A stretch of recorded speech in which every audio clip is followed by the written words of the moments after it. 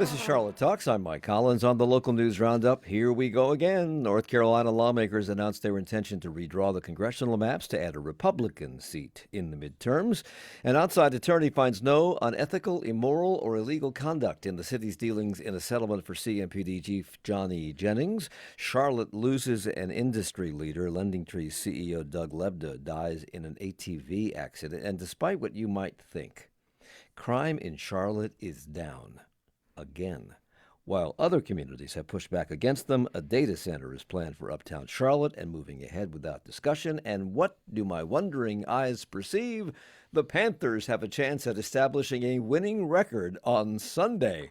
Bring out the trumpets. Here to talk about those stories and more is WFAE climate reporter Zachary Turner. Ben Thompson is here. He's an anchor at WCNC TV. Mary C. Curtis is columnist for Rollcall.com and host of their Equal Time podcast. And Erik Spanberg is the managing editor of the Charlotte Business Journal. Hi, everybody. Welcome. Morning. Good Morning. morning. Morning. Well, it started in Texas with a response from California, and now it's spread to North Carolina. And of course, I'm talking about lawmakers redrawing congressional maps to improve the chance of one party over another to control Congress. Texas responded to Donald Trump's request to add Republicans to maintain control of that body after next year's midterm elections.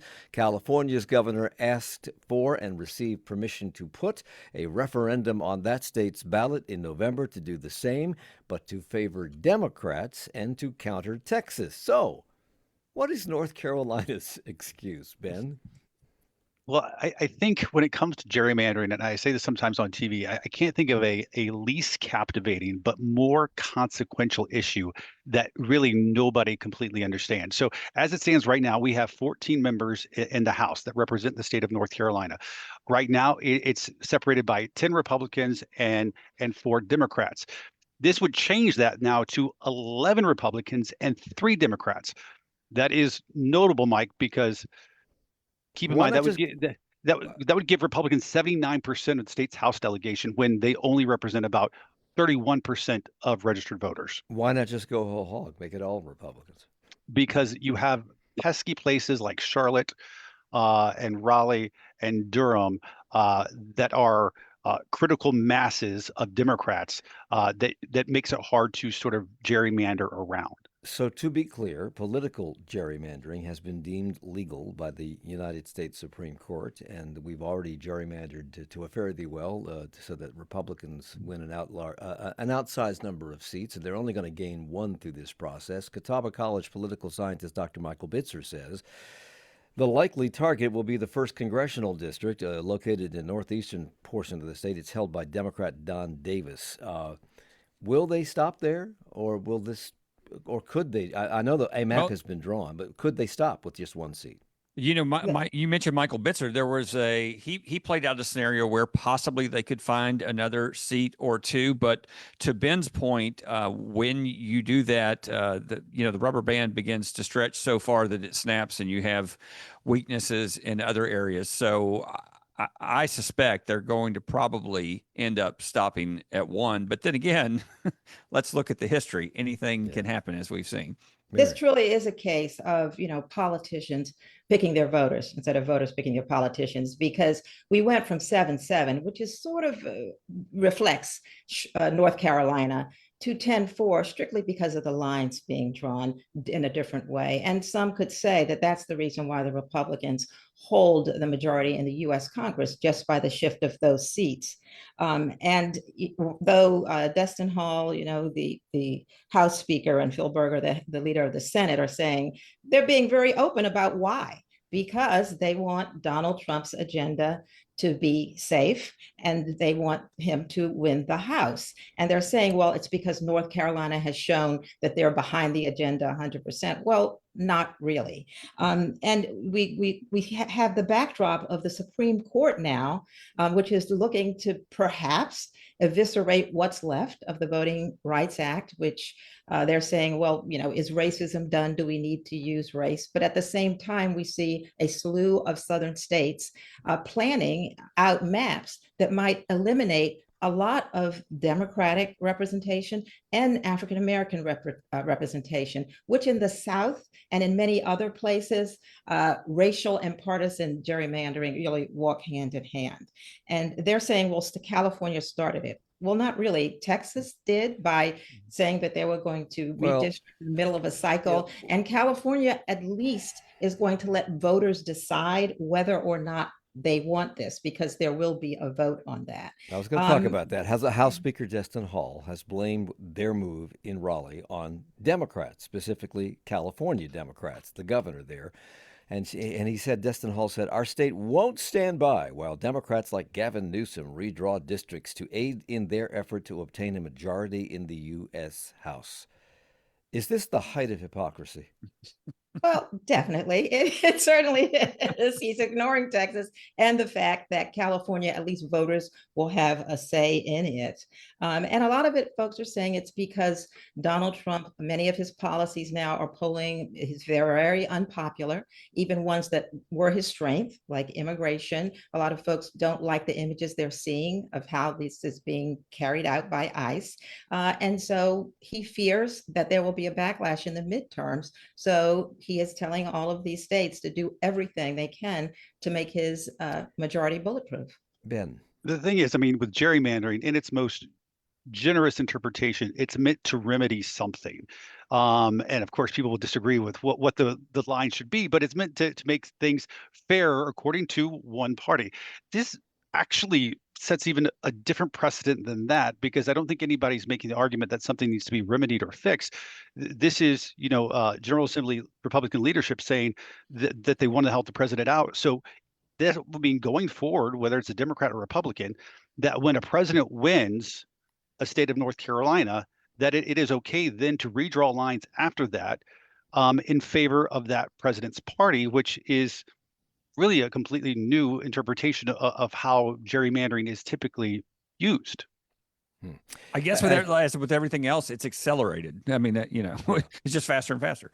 As you would imagine, our governor, who's a Democrat, Josh Stein, says the General Assembly works for North Carolina, not Donald Trump. And he adds, these shameless politicians are abusing their power to take away yours. Of course, Democrats did the same thing when they were in charge, but not quite as surgically and not quite as shamelessly.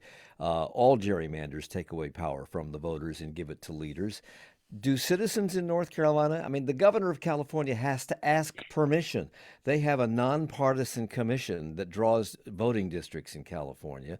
So he had to ask permission of voters to gerrymander California in favor of Democrats to counter Texas.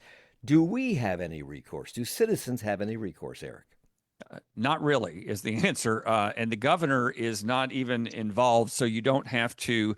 He can't veto this. Yeah, you can't veto it. And then also the important thing about that, Mike, is, of course, you don't need the 2/3 majority to override a veto. You just need a simple majority of the legislature. Well, that's huge, because that's really easy given the numbers that the Republicans have in the General Assembly right now. So other than the endless parade of court cases that we see around almost every one of these, there's not much recourse. Mary. I want to remind people about the Voting Rights Act, which was a remedy in 1965, because in so many states, and I would include our state, Black voters were disenfranchised, and there were huge percentages of the population. And we see in Louisiana, which is the case that's in the Supreme Court now, that white voters, or as they call themselves, non-minority voters or something in the lawsuit, are saying that they are being discriminated against. And as a result, we see even neighboring South Carolina trying to figure out a way to disenfranchise a huge portion of the population by eliminating the one Democratic seat, Congressman James Clyburn. So, people really fought and died for these rights, and to see it being politicized in the name of just giving Donald Trump his way is really gutting for a lot of people. I had 3 older siblings that were involved in the civil rights movement. So is there work for not? It's undemocratic, Mary. It's undemocratic. Ben, go ahead. The thing is, also keep in mind, this will eliminate the state's single swing district as it stands right now. With this, every single district in the state of North Carolina will be very predictable. Also keep in mind, the idea of gerrymandering is really unpopular across party lines. The last poll I saw was in September, and it had about 87% of Democrats in the state opposing it and 78% of Republicans. So you have broad bipartisan opposition to an issue like this. Mm. It's Charlotte Talks and the local news roundup this morning on WFAE. To redraw these maps, they also have to call the General Assembly back into session. So, Erik, while they're at it, will they also address the budget, which they have yet to pass? That's a great question. You mentioned Governor Stein. That was part of his message is the legislature needs to be back in session, but not to redraw congressional maps, but to finish the budget. At least I have not, Ben, correct me if I'm wrong, I have not seen any sort of hints that the budget is going to be wrapped up in any way or really even addressed as part of this. I think they're still kicking that can farther down the road. And remember, the new calendar year, fiscal year for North Carolina started July 1st. We're almost to Halloween. It's not unprecedented, but it's not a real good track record. Explain this to me. This is happening here, and it's happening at the national level too. The Republican Party, in charge of both the Congress and this General Assembly, allegedly is the party of fiscal responsibility, and yet there seems to be no urgency to pass budgets in either body. Why? Well, there is a key difference between federal and state, which is that you don't shut down at the state level. You just keep the spending levels from the previous year. That makes it much easier to, try to leverage to the fullest extent what you want. And in this case, it's a disagreement between the Republican House and the Republican Senate. It's not Democrats really having much of a say at all. On the federal level, you're right. Obviously, Republicans have all three branches, but there at least is some parliamentary maneuvering that can go on where they can blame Democrats. It's not even that in North Carolina. Well, all this is going on, of course, while early voting in this off-year election started yesterday and continues through Saturday, November the 1st. Election day itself is the following Tuesday, November the 4th. Turnout is always slim in these off-year elections, although there is this referendum for the 1% sales tax for transit on the ballot, which some believe may increase voter turnout a little bit. And although most of the races in Charlotte are kind of sewn up already, except in the 6th district city council race, it's not the case in Matthews. It's not the case in Cornelius. So are we anticipating greater turnout, perhaps, than we would normally see in an off-year election like this? I think the transit issue certainly is going to be a driver for a lot of people. I would still assume that once all the numbers are crunched at the end of this, it being an off-year election, I mean, people talk about this all the time, is the wisdom of having an off-year election. And if there is wisdom, if you're wanting to encourage voter turnout, typically these off-year turnout is typically abysmal. We saw it in early voting. It wasn't that high in the primary. I don't anticipate it's going to be much higher this time. Erik. I believe it was 15% 2 years ago. So 10 to 15% is probably what we're looking at. But I want to salute Ben for saying transit will be a driver. You're welcome. Thank you, folks. Well, let's talk about I only have 20 seconds, but do we know what? Yesterday was the first day. There are limited locations where you can vote in Mecklenburg County. Do we know what the turnout was yet? I pulled up the MEC BOE's website, and it is. I'm trying to refresh it, but I don't have any new numbers for you. So they haven't posted anything. Solo, they haven't posted any numbers. We're so high it broke the bank. We'll come back with more in a moment at Charlotte Talks on WFAE.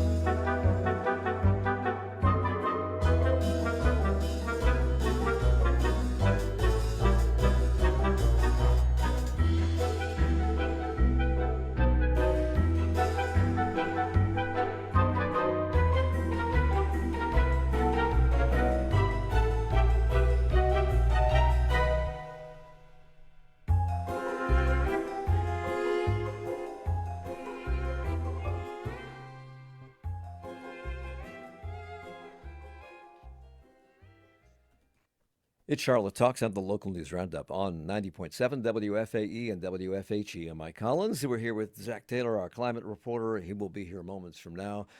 Ben Thompson joins us. He's an anchor at WCNC TV. He's joining us from their newsroom. Mary C. Curtis is a columnist for Rollcall.com and host of their Equal Time podcast, joining us from her den. And Erik Spanberg is managing editor in bleak surroundings at the Charlotte Business. That's right. I'm at the office. So earlier this year, Charlotte City Council's Victoria Watlington raised allegations and eyebrows. She alleged that she saw unethical, immoral, and possibly illegal conduct in the lead up to the council's decision to settle a potential lawsuit from CMPD Chief Johnny Jennings. Mayor Vi Lyles was stung by those accusations, to put it mildly, and she and the majority of council pushed for an investigation. These egregious allegations hurt our team, and we owe it to them to investigate. They work for an organization that can be trusted and operates with the highest degree of integrity. So the results of that report came back this week. Ben, what did it find? Not much. I mean, there was no merit, no fraud, no corruption, nothing illegal. It seemed like a big takeaway from the investigation and also from the audit from the state was that, you know what, this was lacking some transparency, folks.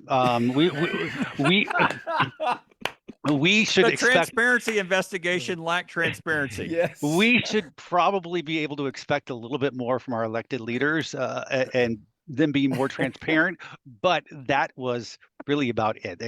There was not any corruption, or there wasn't much there. Who conducted the investigation, and who did they talk to? I know Cranfield Sumner conducted the investigation. I'm not sure exactly who all within the city they talked to specifically, but that's who it was. And speaking of transparency, Erik, they found nothing unethical, nothing immoral, nothing illegal. But they did say the city could have been more structured and transparent about the process. So the mayor held a news conference this week to announce this. Yes. And then took no questions. And took no questions. Yes. How is Yes. that transparent? Yeah, that's not very transparent. And then I think if I hope I have this correct, I think Victoria Watlington, who sort of spurred this whole investigation, said that she was pleased with the results mostly, but she would have liked to have, I think she may have even used the word transparency, but the gist of it was she wanted a little more information on how the processes could have been better. Here's exactly what she said. I was able to submit in writing on public record my concerns in detail. I was able to participate in the investigation. I would have liked an analysis included in the report to really understand, because each of us are our own people and we have our own interpretation, our own moral standard, our own what we consider unethical, our own interpretation of what's in the statutes and what is in our own ethics policy. And I respect that we can agree to disagree. So it's open to interpretation. The report did say that Ms. Watlington's concerns appeared to, quote, center more on procedural issues than on any legal or ethical violation. And as you recall, she did try to walk back those initial accusations earlier in this conversation. Does this end this free-for-all, this brouhaha? Yes. Yeah. Yes. I think everybody's had enough of this one. Okay. Yesterday, the U.S. Attorney's Office accused a prominent Charlotte housing activist, Cedric Dean, of healthcare fraud in a civil court filing, and it said it was seizing property owned by Dean in a raid on his home in the Palisades in southwest Charlotte. What is he accused of, Erik? He is accused of essentially filing fraudulent Medicaid claims and using the money for other things.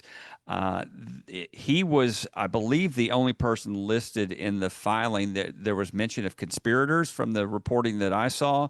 So don't know who else is alleged to be involved, but obviously he has been a prominent advocate for housing in the Charlotte area. I believe he attended State of the Union address a few years ago as the guest of Congresswoman Alma Adams. And so this is very surprising, to say the least, to see this play out.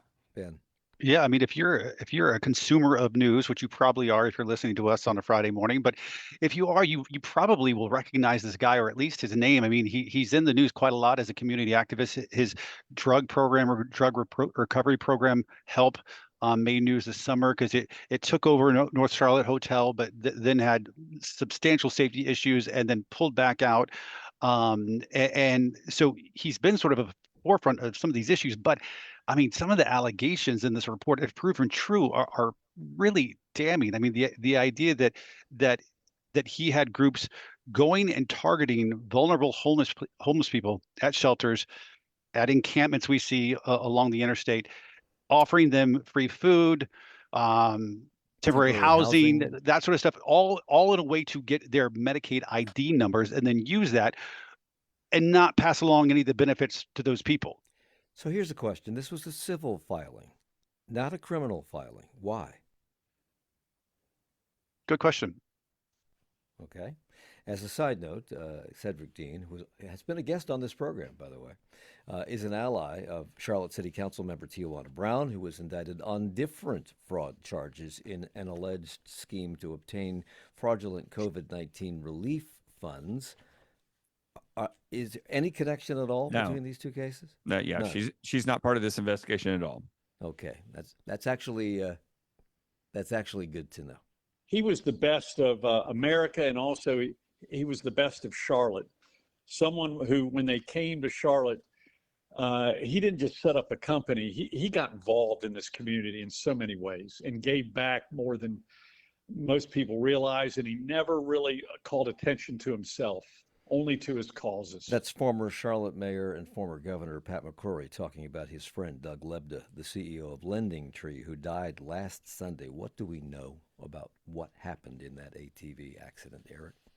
We know that he was alone. As you mentioned, this happened on an ATV. He was on property, roughly 200 acres or so, in Tryon, North Carolina, where he had just bought a farm. And when I spoke to Governor McCrory, he said the farm was sort of the pride and joy of Doug Lebda's here of late. And that's what we know, is that he was alone. There was an accident and he was found, and he has passed away at age 55. And as you mentioned, LendingTree, is pretty much a homegrown company that is now a $1 billion company with over 1,000 employees worldwide. Let's talk about this. LendingTree was in Ballantyne. It moved recently to South End. It operates an online marketplace. If people don't know what LendingTree is, it's a place where people looking for loans are connected with lenders online. They employ, I am told, over 1,000 people, and they have revenues of approaching approaching $1 billion. Yeah, they were $900 million last year, probably going to get to $1 billion this year. Talk about the impact of that company on this region.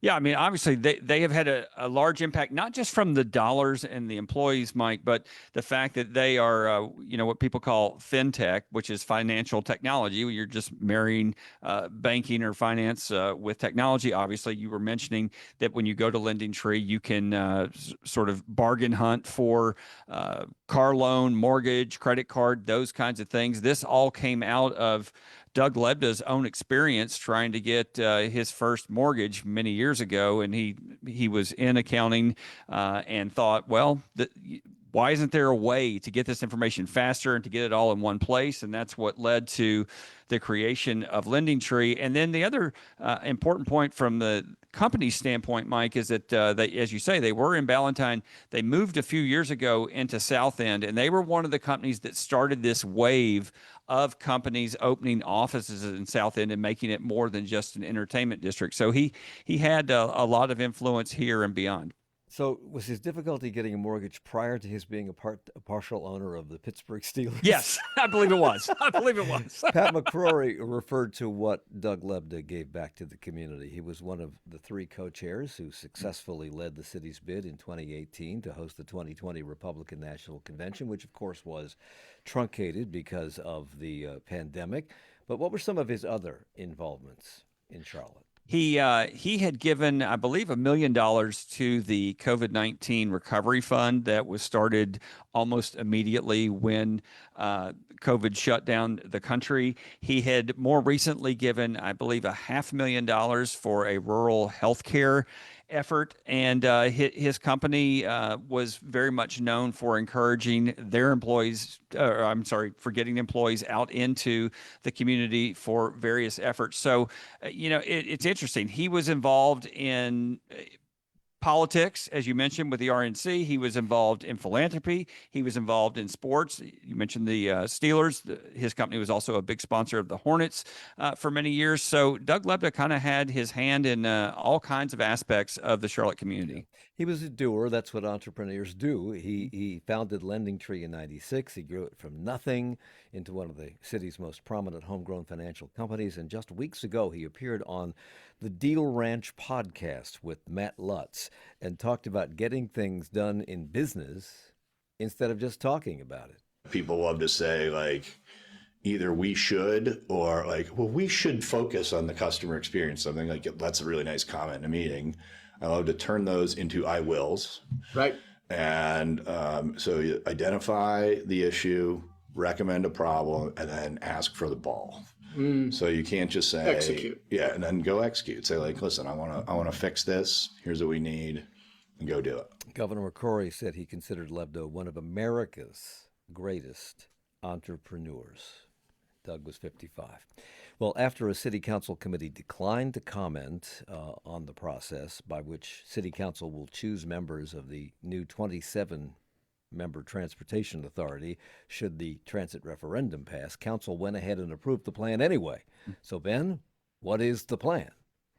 How are they going to appoint these people? So I think there's 125 people who applied in all.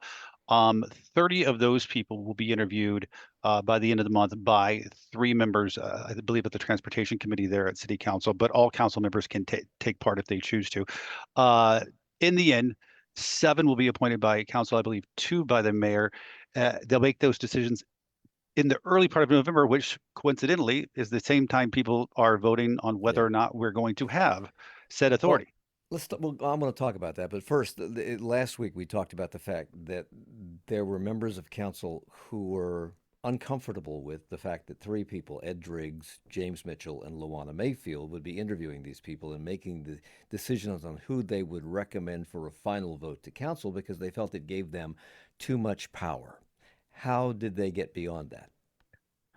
Well, I think the big thing is that all council members can attend these interviews, and then from a public standpoint, these interviews will all be streamed. So there is no even hint of a secret meeting of, whatever kind, nothing. If anybody is worried about nefarious goings on, it's all right there. It's going to be, as I say, streamed to the public, and then the rest of the council can come. Not only can they attend, they can ask questions of the candidates. And so I think that really soothed a lot of the worries that you heard the week before in the committee meeting. So 126 or so people have applied. 30 will be interviewed. 7 will be voted on sometime in November, as Ben, you pointed out, before we know whether or not people will say yes or no to this 1% sales tax for transit. And one council member, Renee Perkins Johnson, questioned the wisdom of spending so much time on this effort if it's all for naught, because she asked, what's the harm of waiting one additional week? Because if there is no yes vote, there is no transit authority. What is the harm in waiting a week? Why the hurry?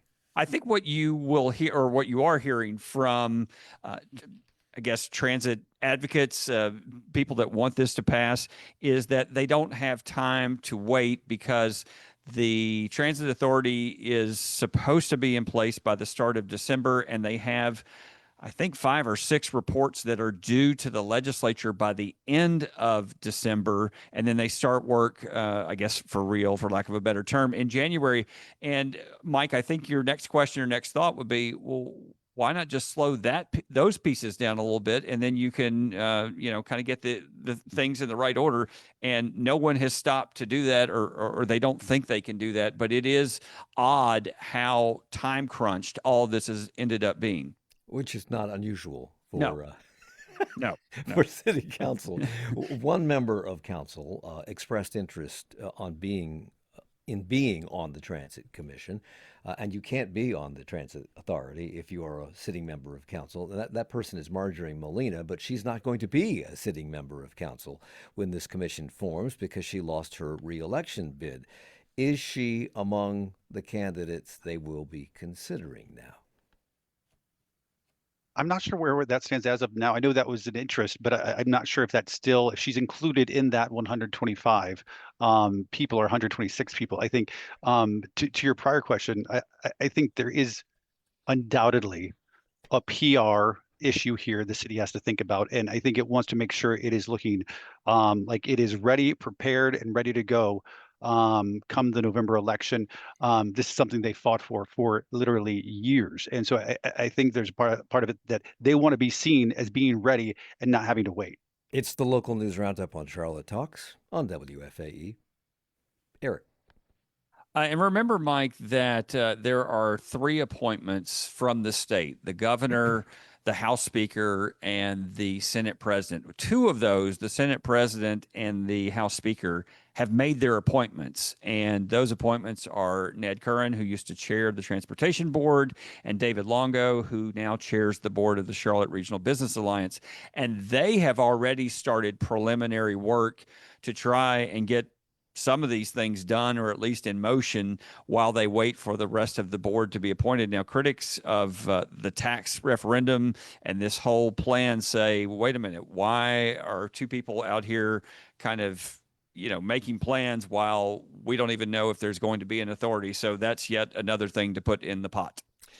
I want to change subjects here completely, and in the 90 seconds we have left here, bring in Zach for this conversation. Zach Turner, our climate reporter. Duke Energy's 2025 resource plan forecasts an unprecedented rise in energy demand, which could grow at 8 times the rate it did in the past 15 years. So that brings us to renewable energy. And this week you reported on an effort to lower the cost of installing solar for residents in Charlotte, Mecklenburg. I've looked into this. It's expensive. Do tell. So, I mean, this is coming at a pretty, I guess, fortuitous time because we've just lost, or we're about to lose at the end of the year, the federal clean energy tax credits, which is going to make it harder for folks to afford solar. So this program is a group purchase program, which means that the more people that buy into it, the lower the cost gets. And right now, the Solarized Charlotte Mecklenburg program has gotten the cost below $2 a watt, which is pretty good for solar. But you have to act now, as they say. Before the end of the month. Wow. Okay. And is it will it substantially offset your electricity prices over time? Do you know? It should. I mean, it's one of those things. They'll send out, Renew Energy will send out somebody to give you a free consultation, and they'll be able to assess whether or not that'll be economic for you in the long run. Okay. I'm too old for this, but I'll look into it anyway. We're taking a break. We're coming right back.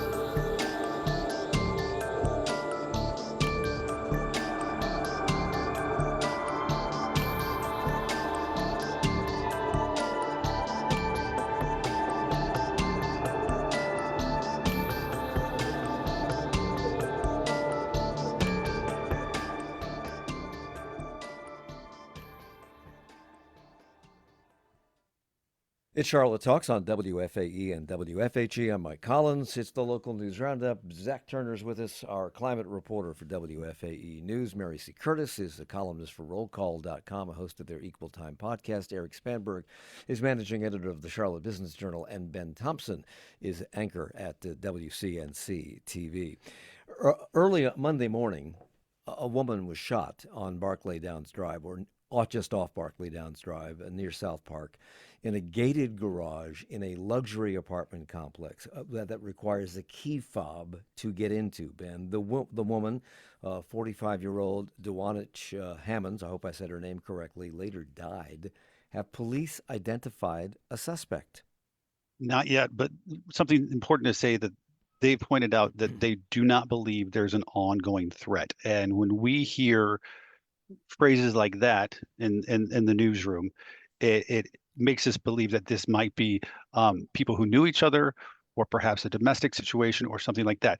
We don't know that yet, but when police say something like that, they don't believe there's an ongoing threat, is that they don't necessarily believe it was a random situation. This is a luxury apartment garage. As I said, it requires a key fob to get into, although residents have said if you open the gate to get in, someone can easily follow you in behind you. But are there not security cameras? I'm not sure on security cameras. I'd assume there would be, especially at an establishment like that, and in a place like that. But I don't know, to be honest, off the top of my head.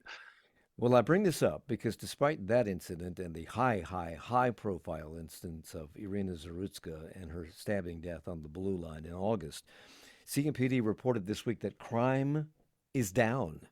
What do these third-quarter crime statistics show us? Crime down overall 8%. Surprisingly, to a lot of people, violent crime down 20%.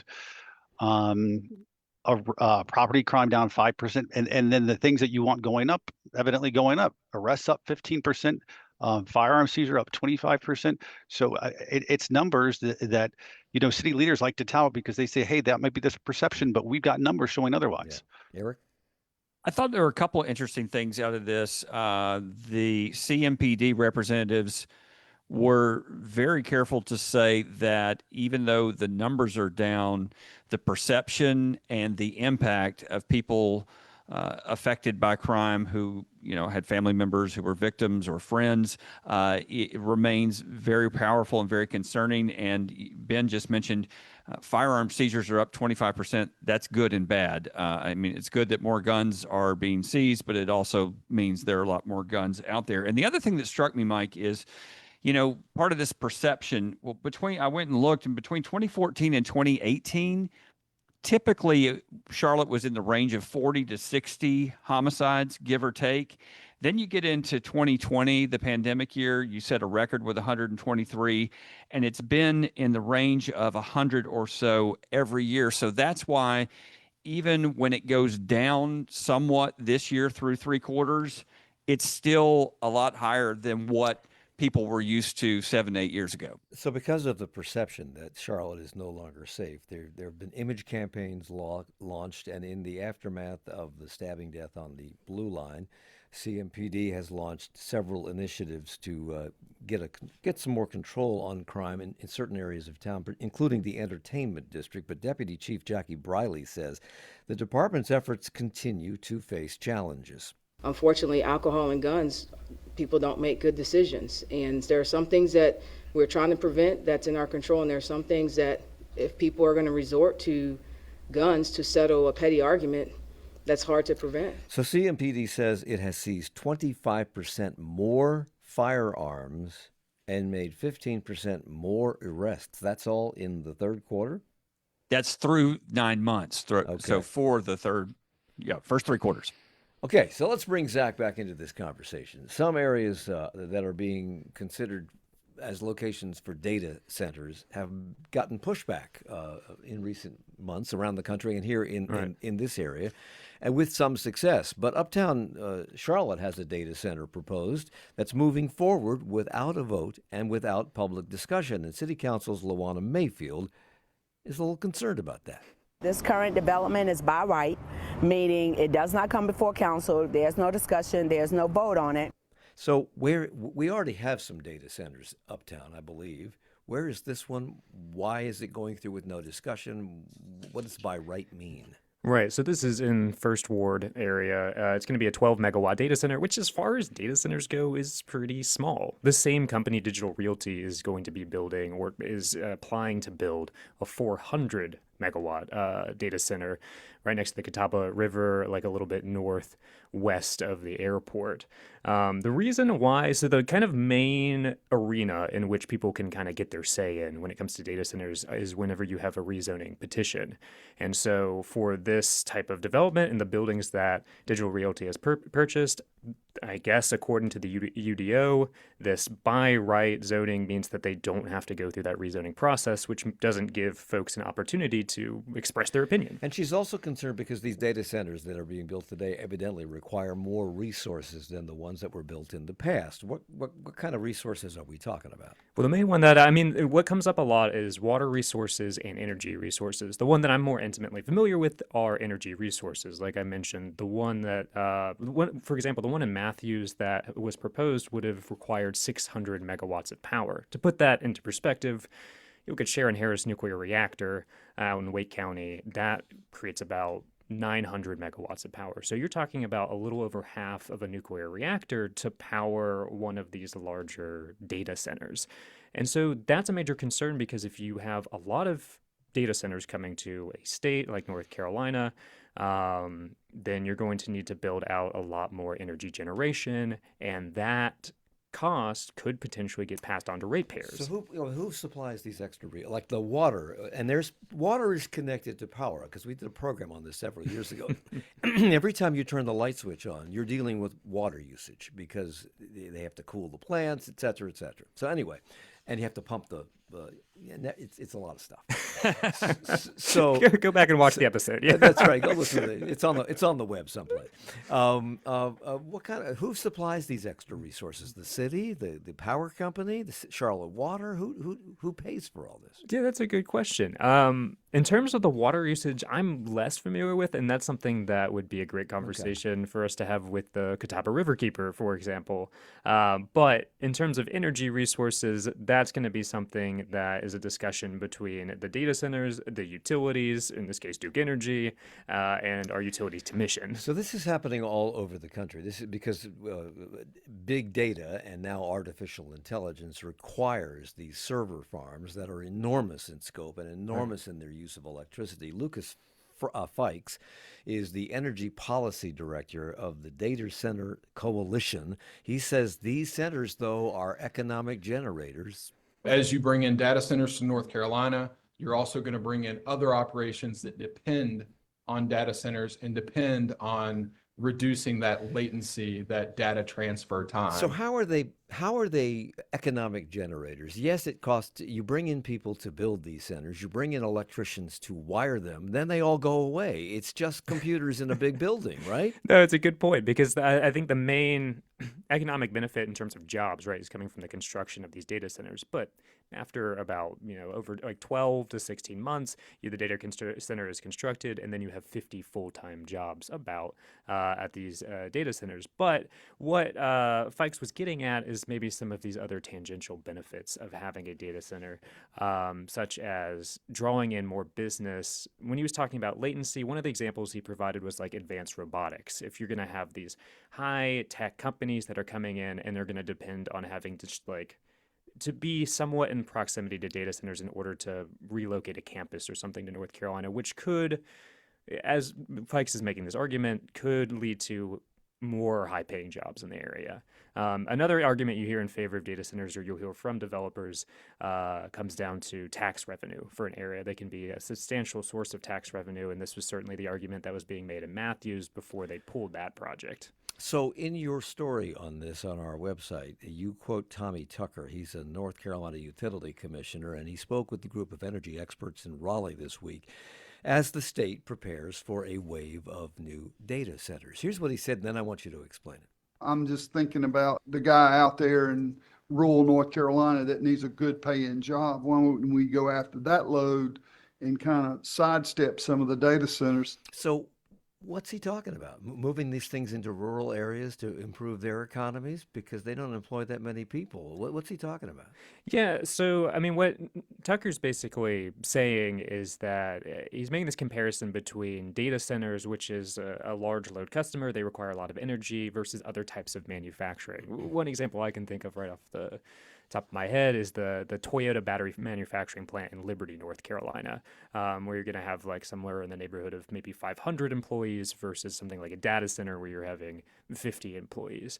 And then what we hear from the data centers, like there's a representative from Google who was talking during this conference earlier this week in Raleigh about these large loads and data centers coming to North Carolina, is that there are some other benefits for these communities, like upgrading local transmission. These data centers, they'll often reach a deal with a utility like Duke Energy to pay for the upgrades necessary to connect them to the grid. But that doesn't mean that they're going to necessarily pay the full share of the cost of upgrading new generation systems like new natural gas turbines, or procuring new solar or other resources like that. So this is a conversation around the country because these evidently are impacting ratepayers with rising electricity costs.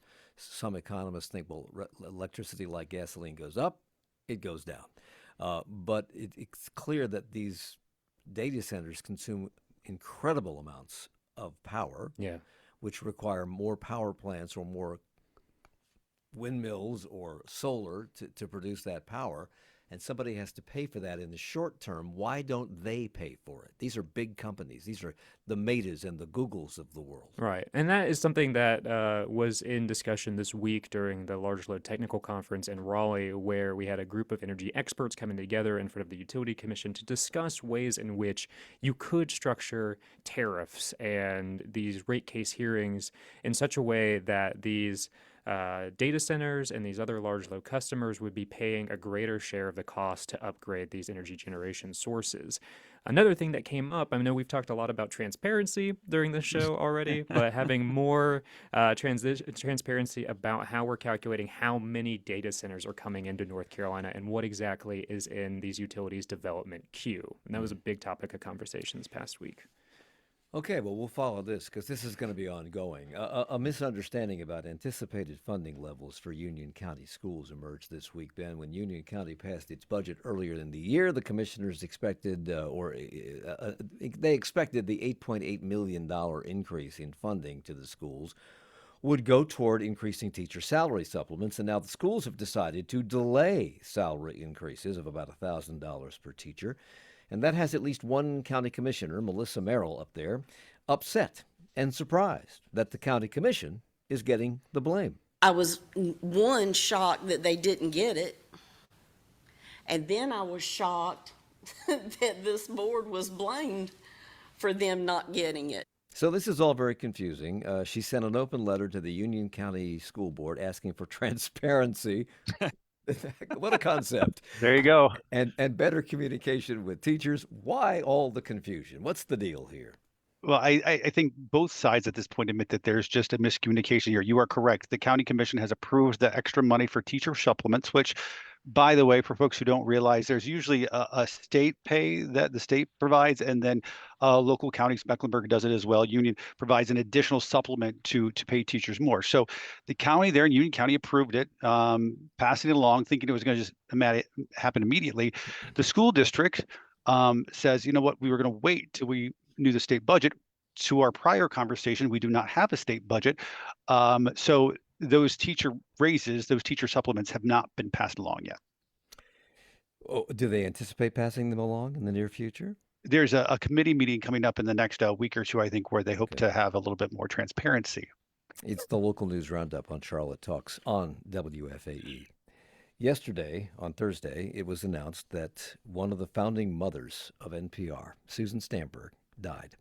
She was among the original staffers at National Public Radio in 1971 when it first went on the air, and although she started off as an off-air employee, she eventually found herself in the anchor chair as the first woman to host a nightly national news program, All Things Considered. Her style was unique and personable, and she believed in the power of great journalism. Stamberg's son, Josh, said that her life's work was connection through ideas and culture.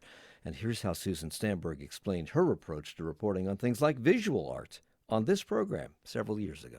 I was determined I was going to hold that picture up so you would see it through your radio. That was my goal. And I have another goal, and it is that I assume very few people are really interested in any of this. I am. It's my passion, but I don't think you all are. So I've got to grab you. I've got to grab your ear and do it as well as I possibly can.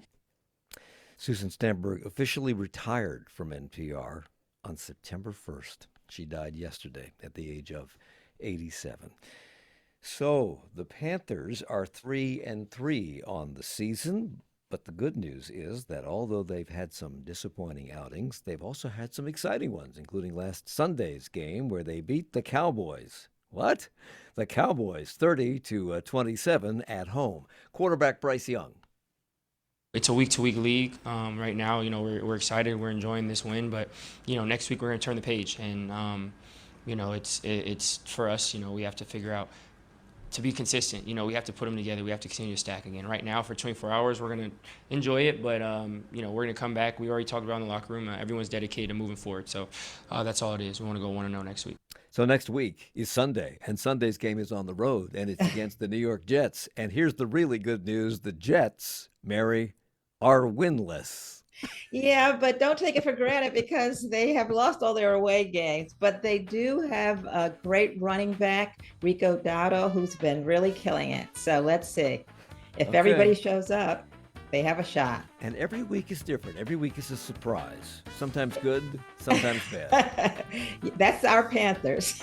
I always check my phone at halftime, and if it's going to be good, I'll watch the rest of the game. That's Mary C. Curtis, columnist for Rollcall.com. Ben Thompson joined us today, anchor for WCNC TV. Erik Spanberg, managing editor of the Charlotte Business Journal. And Zach Turner, our climate reporter here at WFAE News. Thank you all for the hour. Charlotte Talks is a production of 90.7 WFAE. Support for Charlotte Talks